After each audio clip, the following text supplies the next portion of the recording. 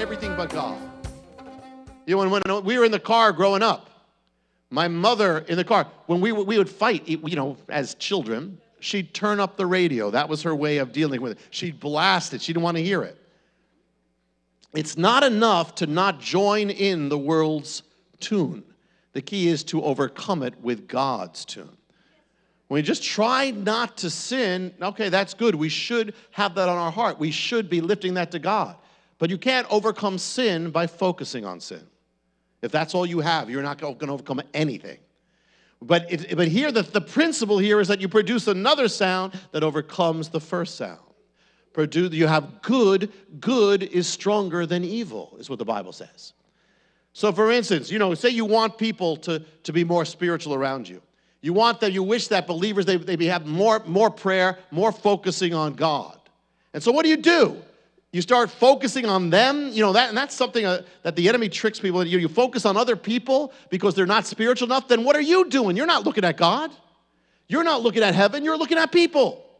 You're not spiritual, and you think you are. That's the problem. You know, it's spiritual pride.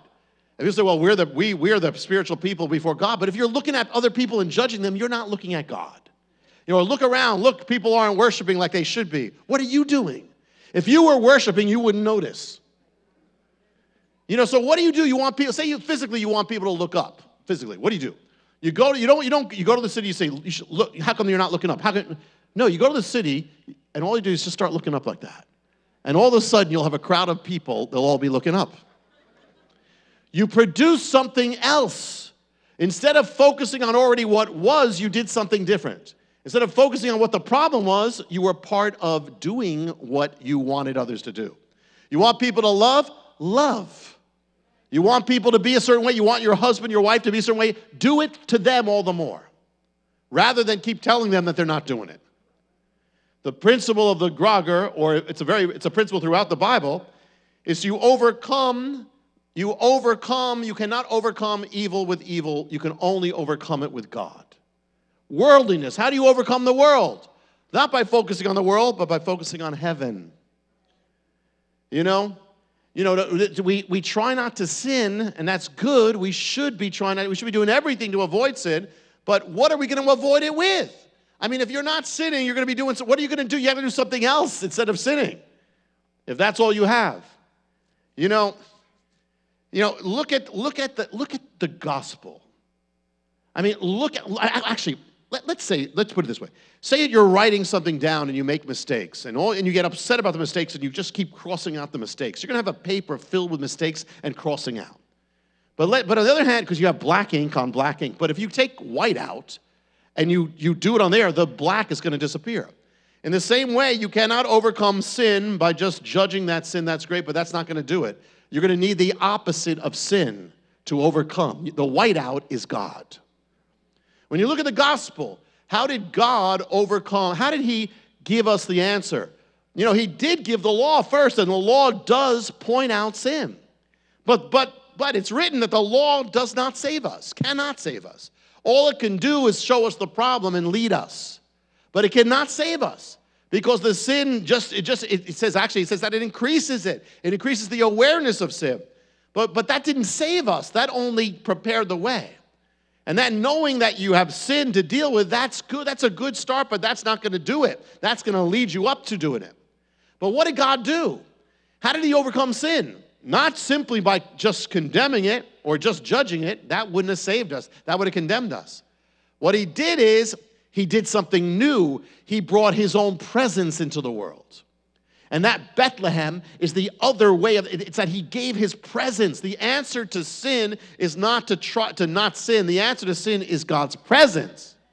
And so the incarnation is the answer. It's the other thing that comes in and drowns out sin.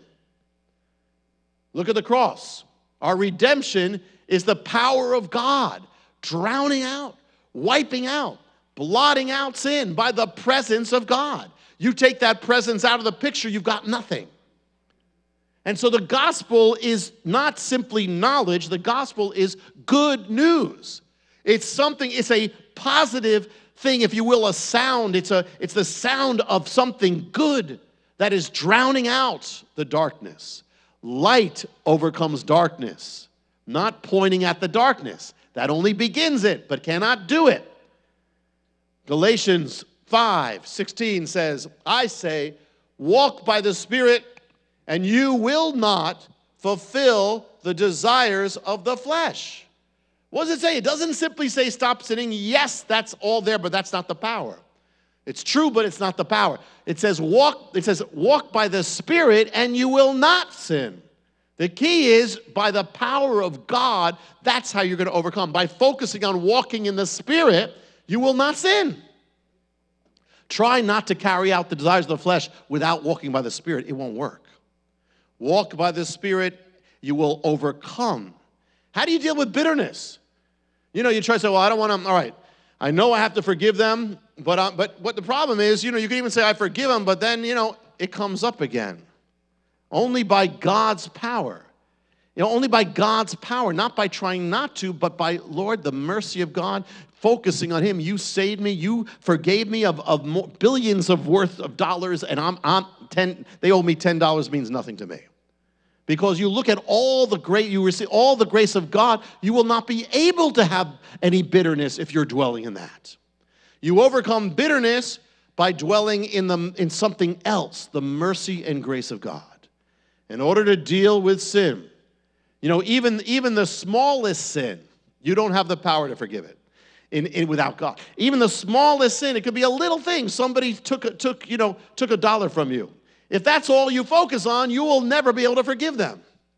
But by the mercy of God, it means nothing. If I'm a grace-oriented, a mercy-oriented person, I don't even have the desire to judge someone.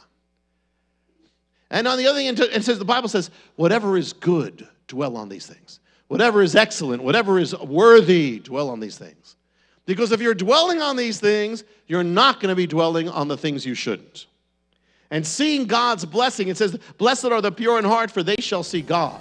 It means you look at everything in your life, you choose to look and see God in everything. God is in everything. And even in your problems, it says that God's working it for good. So even in your problems, Lord, I know there's good here. I'm going to thank you for it, even if I don't see it. I'm going to thank you for it. And you could have two people, they have the same problem, but one person is miserable, the other is rejoicing. Why? Because one is focusing on the good no matter what. And they're going to have the power to overcome the problem all the time. Pastor Steve, when he counsels